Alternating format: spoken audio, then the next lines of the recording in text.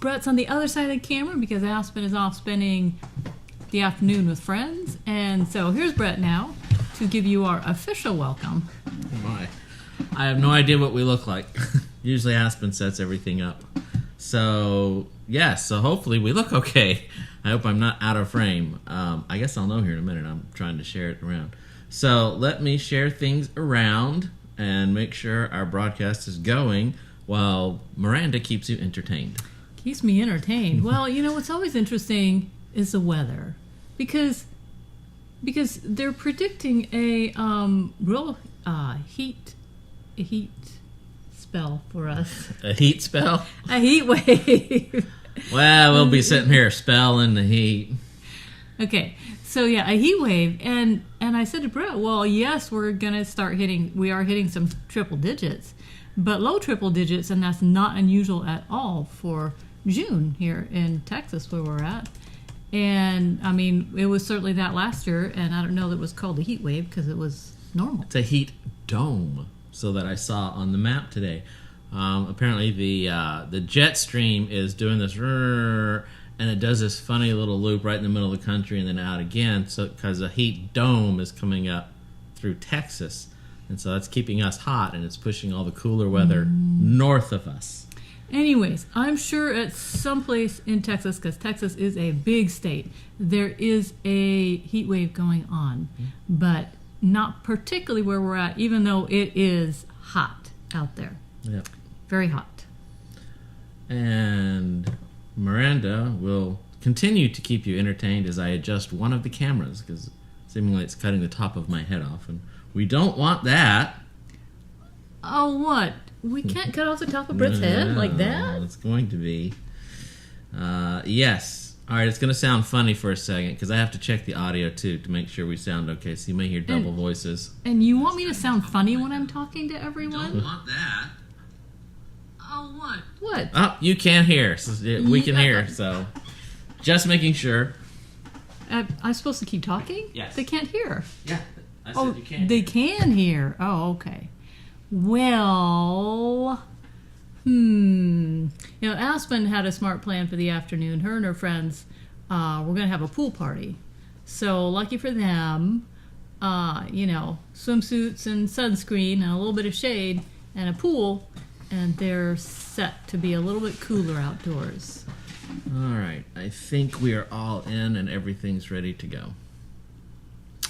All right. We are good. This is what happens when you don't have your tech support team with you. Yes. Yes. Aspen is a big help. Yeah, she usually runs the switcher and all that kind of stuff and sits by. In fact, she's been doing it for since we've started. Oh yeah, I mean the girl knows a lot more than the average person when it comes to tech stuff. Yeah. Her age, the average person her age. Yeah. Well, even the average person not her age. Yeah, so it's kind of consequences of living with me. Yes. So I have no idea what we're talking about today.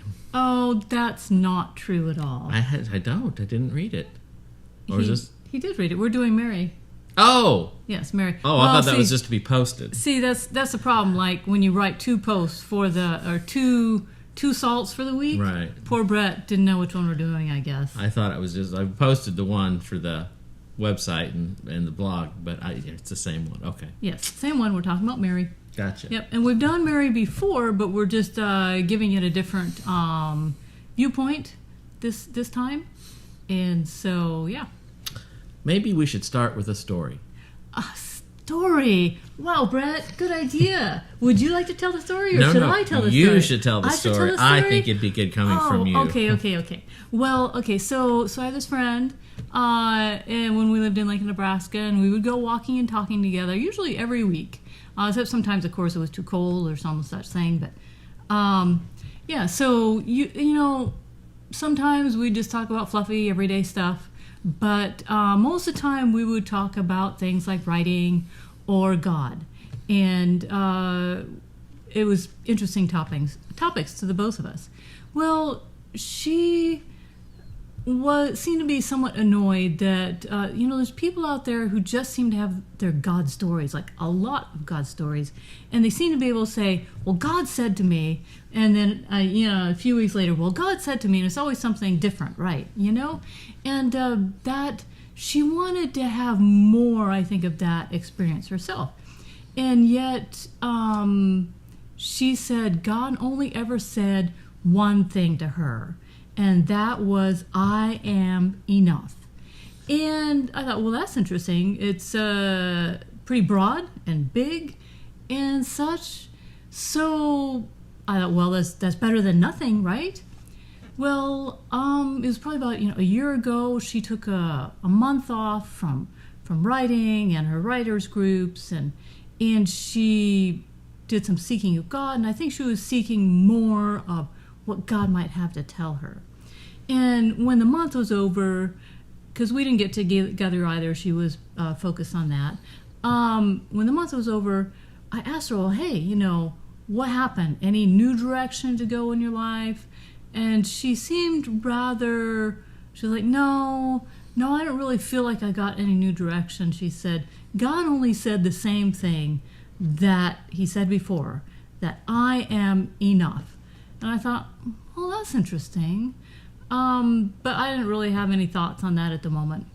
So fast forward quite a few months, 4 or 5 months at least, or longer than that, and the topic just happened to come up again, and I had actually given it some thought. And so I asked her, I said, well, have you done that?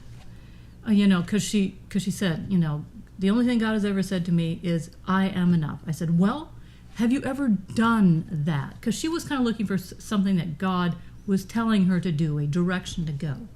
And she was like, what? What do you mean? How do you how do you do that? How do you do God is enough? And I said, well, is he enough in your life? Have you started putting that into practical living in your life, basically? Has he been enough? So that's kind of what we're talking about today in the story of Mary anointing Jesus' feet, is that God is enough. I had an experience where God talked. That doesn't happen often. Actually, I think only once in my life, and it was, shut up. That's what God said to me. Shut up. No, true story. True story. Yeah, I believe you. I was driving home, I think, from high school or college, one of the two, and I was going the back way in North Carolina, and I would stop, because it goes through the mountains, and I would stop at different places, and I just happened to stop at one of them was Looking Glass Falls, this really pretty waterfall, and nobody was there, and so I walked down, I got there, and I was, out there, they had big boulders down at the bottom where the, waterfall comes down, and I was sitting there, just taking it all in. It was such a beautiful thing, and I had this, this is a great spiritual place to, commune with God. And so I was praying, and I was, trying to talk to God and have this moment, and it just didn't feel right. And I didn't feel close to God, and whatever reason, I was all like, this isn't working. And I just started complaining to God, and like, what's going on? I'm sitting here trying to do this. I'm sitting here trying to be close, and I was going on and on. And it's one of those times where you're all in your head in one direction, you're thinking about one thing, and then you get this voice that comes out of nowhere, and it's really hard to explain. I know people try to explain it. It is hard to explain. It's not an audible voice, yet it's profoundly like something you hear in your head that you didn't come from you, that you didn't, Because he usually says something you are not expecting. Yeah, and that was mine. It was, shut up. And I was like, excuse me? And it was just so boo, and I was like, okay. And so it was all this, so I sat down and I was like, be quiet, and I just got real quiet and just sat there, and as I contemplated and meditated and tried hard not to complain, then I kind of got this sense of like, it's just enough to be here. Don't, try and put my expectations or feelings on the moment. Just be here, whether you feel me or not, like, oh, okay. Yeah, and that does leave us more open to his thoughts that he wants to tell us, even though that may not sound like his voice speaking to us at that moment, Yeah, and Well, the one time God talks to me, shut up. yes. Gotcha. Well, which just goes to show, basically, what we've said before, is that it's not what we do for God. You're sitting there trying to deepen your relationship with God. He says, shut up, and now your relationship is deepened. Like, oh, okay. Yeah. It's what God does for us, not necessarily what we do for Him, that grows our relationship with Him. Yeah. Yes. Okay, so this last week I was reading through John chapter 12, which is where the story of Mary anointing Jesus' feet is found at. And the part that stuck out to me was the last part of verse 3 that said the house was filled with the fragrance of the perfume. I mean, it was filled with the fragrance of the perfume, okay? There wasn't a nook or cranny in the house that wasn't filled up with this perfume.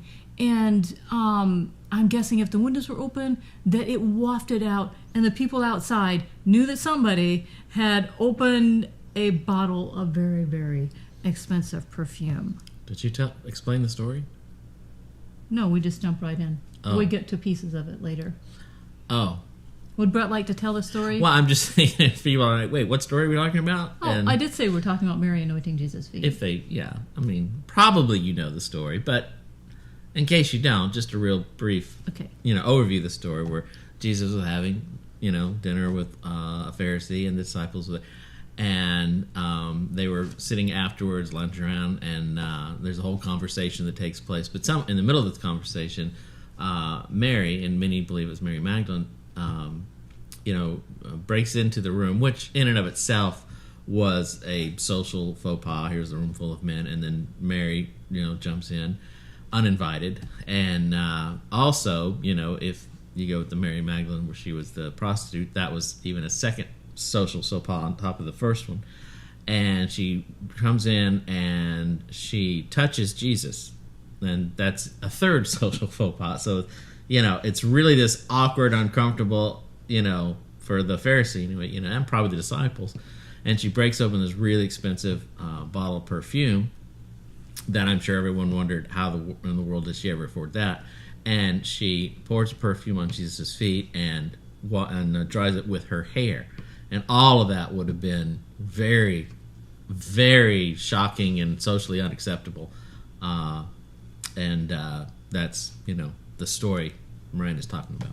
Right. And it wasn't just a small bottle of perfume. It was nearly a pint of nard, as they called it. Which, I looked it up. It apparently smells kind of wet and mossy and grassy and that type of scent, and it's supposed to be very relaxing. So, anyways, she didn't just open it, and being a very expensive perfume, it cost the average year's wages. Mm-hmm. She didn't just dab a little on like we might with something that's expensive like that, right? And so that just a few people who were sitting around Jesus might get a hint of the scent. No, she poured on. She didn't try to save some for later, right? She poured on the whole pint, and the whole room was filled with that scent. Okay, and I, like I said, Brett and I have done this story before, and previously I compared the scent of the perfume to a truth serum because it revealed what was in everybody's heart. Their reaction to her, what she had done was revealed by what she did. Yes, I mean, for Mary, it revealed that depth of love that she had for Jesus. Mm-hmm. And yet the other people in the room, Judas in particular, said, oh my goodness, you know what? This could have been sold and the money could have been given to the poor. In the meantime, it says that, he didn't care about the poor. Basically, he was a money keeper of the bags of money, bag of money. He was the accountant for the disciples. Yes, the accountant for the disciples. Yes, he took care of their finances. And it said that he was a thief and used to skim money off the top. Money that was meant for the poor, the orphans, the widows, those who may be temporarily out of a job. He would take some of that money and spend it for himself. So I can imagine that when he smelled that perfume, he probably just about choked. Because, if he skimmed money off the top for himself, he probably had a list of things he was waiting to get based on the amount of money that was put in the bag, right? Oh, I want this, oh, I want that, and he thought, wow, I could have gotten everything on that list and nobody would have noticed. And now that just poof, it went up in smoke. And so, yeah, he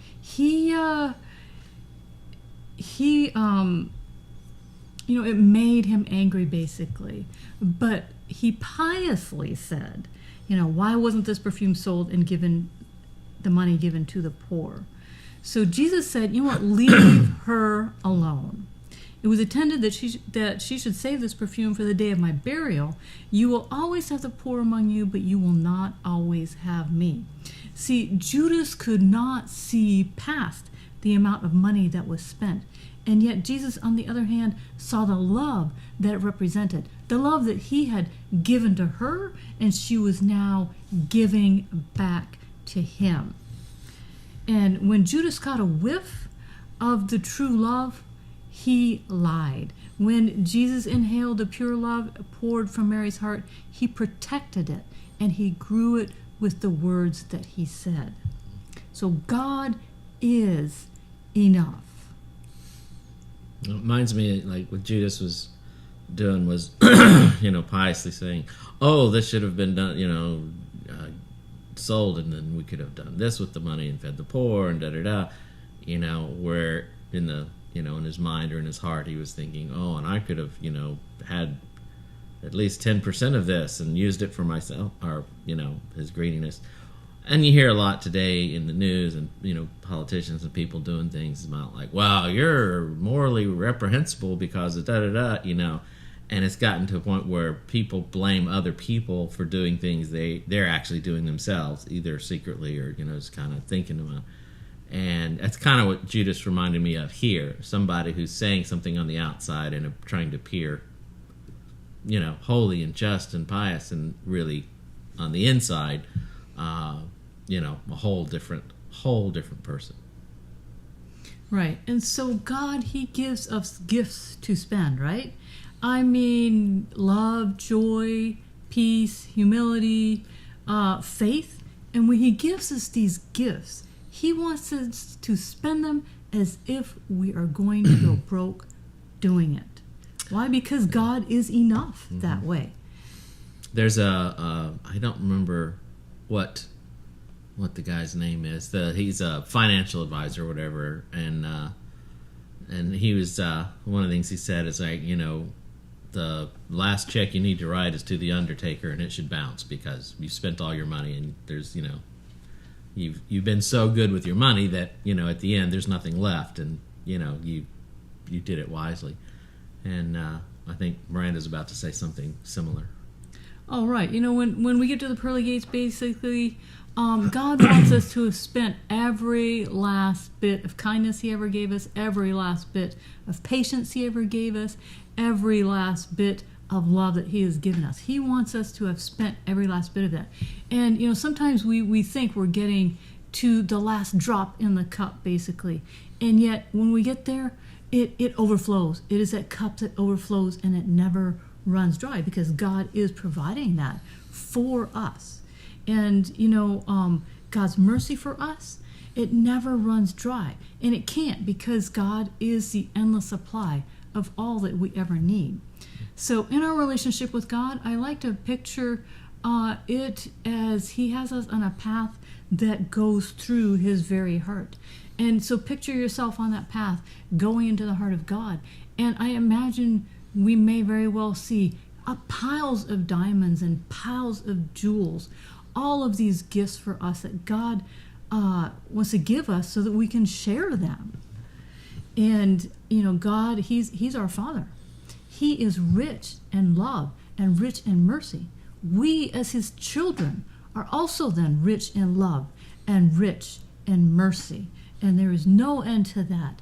And this is how God is enough. It's like we say, whatever God has asked you to do, He's going to give you the things to do it. And,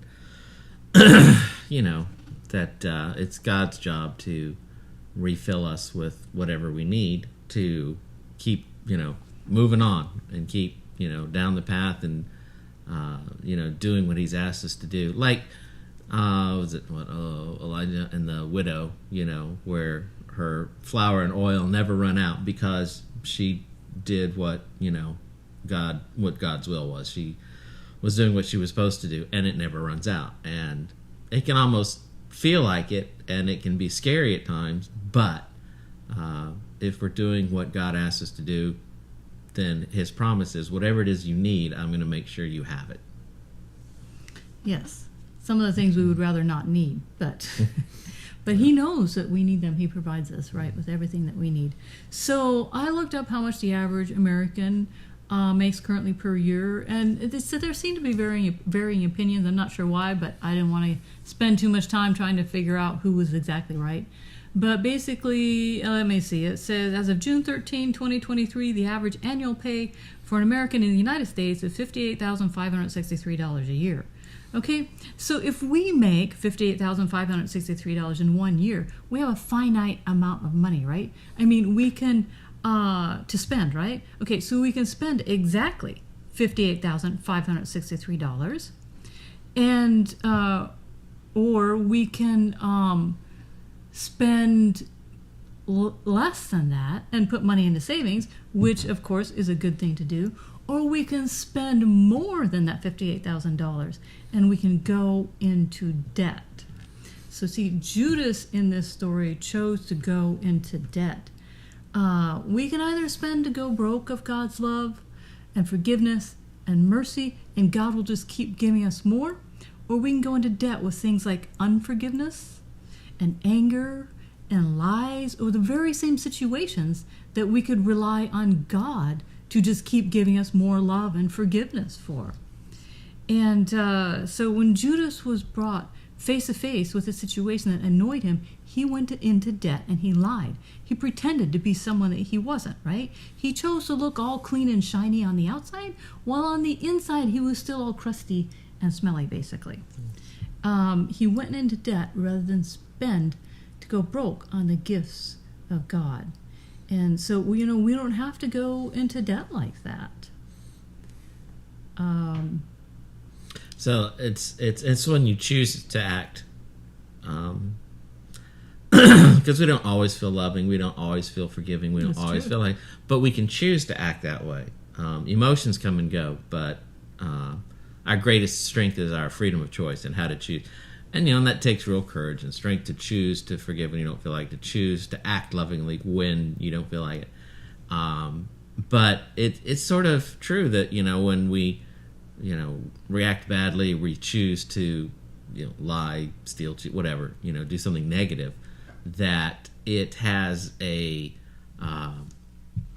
impact on us that, even psychologically, it puts us in debt. It takes away instead of adds. Like loving actions tend to add to the situation or add to our mental and emotional, spiritual health. And negative actions tend to take away or dig in, gouge out at us that way. And that's, I think, when she said, you can either add to or go in debt, it made me think of that, how the way I choose to react to something, is going to impact me somehow. And I've always said God's more interested in our reactions than He is our actions. But yeah, it just made me think of that. Right, and so, Matthew 6:19-21 tells us that we should be storing up our treasure in heaven, right? Okay, but, so basically we don't have to go into debt because we can be God's overflowing treasure boxes here on earth. Matthew 6:19-21 says, "Do not lay up for yourself treasures on earth, where moth and rust destroy and where thieves break in and steal. But lay up for your treasures in heaven, where moth and rust don't destroy and thieves do not break in and steal. For where your treasure is, there your heart is also." And so we know that the treasure we store up in heaven is our relationship with God, right? Living out our relationship is our character, and our character is built by our actions. And so therefore living out our relationship with God would be our treasure stored up in heaven. Our treasure in heaven is not the good things that we do. No, it's kind not. of comes across you, in at least if you're raised in the church. It Yes. almost seems like comes in. You're going to does. get a star in your crown, da da da. You Yeah. know, by doing and it's easy to not. think that, but it's not. It's right. Go ahead. It's your relationship with Jesus. Right. And that is what Jesus has done for us. Like Brett sitting there. Oh, this is such a lovely place. What a great place for me to commune with God. You know, let me do some good thing here, basically. You know, and then God's just like, you know what? Shut up. I it's what I do for you, not what you think you're doing for me.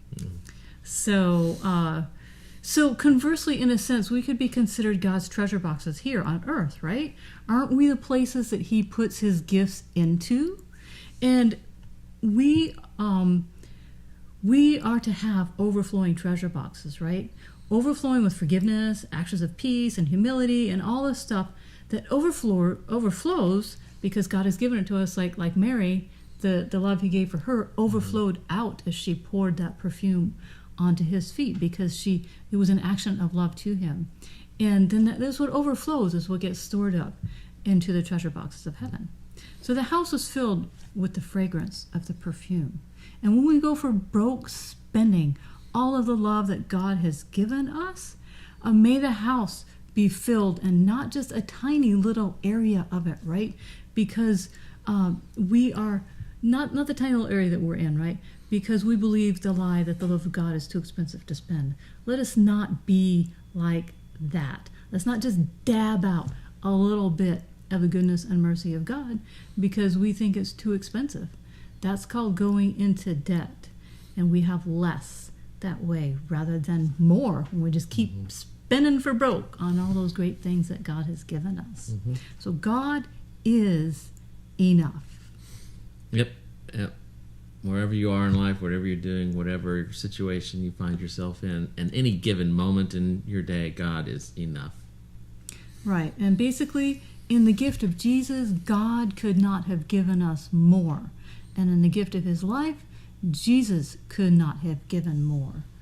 And yet, sometimes we waste away that beautiful gift that He gave us. It's like I think in John it says, if He who gave up His only Son for you, how does He not give give you all good things? Yeah. So, ending with John 3:16, for God so loved the world that He gave His only begotten Son, that whosoever believes in Him should not perish, but have everlasting life. And that is, God is enough. Yeah. So, just a couple things to ponder. Ask yourself sometime, just if you really believe is God enough? Because it's easy for us to sit here and talk and say, oh yes, and God loves me. But take some time to, ponder and just ask, do I really believe that? Is, the God I serve, is He enough? And, imagine how a relationship or your life or situation or anything would be different if you spent love on that, whatever that loving action might be. And how might that change things, And it might not change another person. We're not supposed to change other people. It's really what God does for us. It's what God can do in our life to make ourselves and our life different, and not so much the people around us. But how can me pouring love into a situation, how might that change me, make it different for me? And as opposed to going into debt with, like negative actions and, resentment and how can I turn that around for myself, and just things to think about. Do we really believe God is enough and that we're enough for God? Yes. That He loves us just as we are in this moment. Something to think about. Yeah, even with all our mistakes that we make, he's always, we go and ask for forgiveness, and he forgives us, and off we go. Off we didn't go anywhere today. Oh, hot. Yes. Yeah, you may have noticed we are here in the house. Although here in the house, pretty darn hot as well at the moment. Did you turn the hot? I did. You turned the heat up. Well, I didn't turn the heat up. I turned the air down or some such thing. Gosh. Well, I did it because it was so cold when I came out I'm here. sweating. Well, now, yes. I'll have to admit it's a little warm now. But when I first came out here, it was cold. Sweating off my head. And I don't like to sit here and be talking to the world, right? And I'm freezing to death. Dripping down my shirt. Oh, yes. It's like 110 in here. Not quite. But this is Texas, and right now we're in the heat dome, and there's parts of Texas that they don't have power, like in southern Texas, because of the electric grid. And if you don't know, Texas is different than the rest of the country in that the power grid is privatized, so it's private companies that have control of the power grid and your power and how much you'll pay for power. And yeah, so you can get you may have read a year or two ago in the news, people were getting power bills when they had that 1 week of freezing, whatever, when Ted Cruz went to Puerto Rico and had to come back. That week was where the people were getting, $3,000, power bills, because it was the market, and, as the need or the demand went up, so the prices went up, and there was no cap, and it just went up and up. And I mean, when people were like, oh my gosh, I've got, $5,000 for a month of electricity. And so they've done things that it can't be like that again, but it can still get pretty expensive, and that's not good. But yeah, it's pretty hot. We were going to go out back to the lake and do something in one of the canoes, but it just was, it's so hot right now. Mm-hmm. And it's humidity too. They say it's actually a combination of both, heat and humidity, and that at night it doesn't cool down like it used to. So instead of getting it cooled down in the night and the heats up again in the day and cool down, that it's just kind of staying hot the whole time. That it is. Yeah. Mm-hmm. So here we are. And so we didn't go anywhere today. No, except Brett did go to bed and take a nap. I did, because I woke up at 4:30 this morning for no good reason. But yeah. So anyway, I don't know if we'll go anywhere next week or not. We like to go different places, but we'll see. All right, so that's it for today, and I hope you guys are staying cool wherever you happen to be at. And thanks for joining us, and we'll be back again next week. And I'm going to have to go around and turn the camera off now, so have a few moments of just watching Miranda. Ah, yes. Yes, well, how fascinating. How fascinating.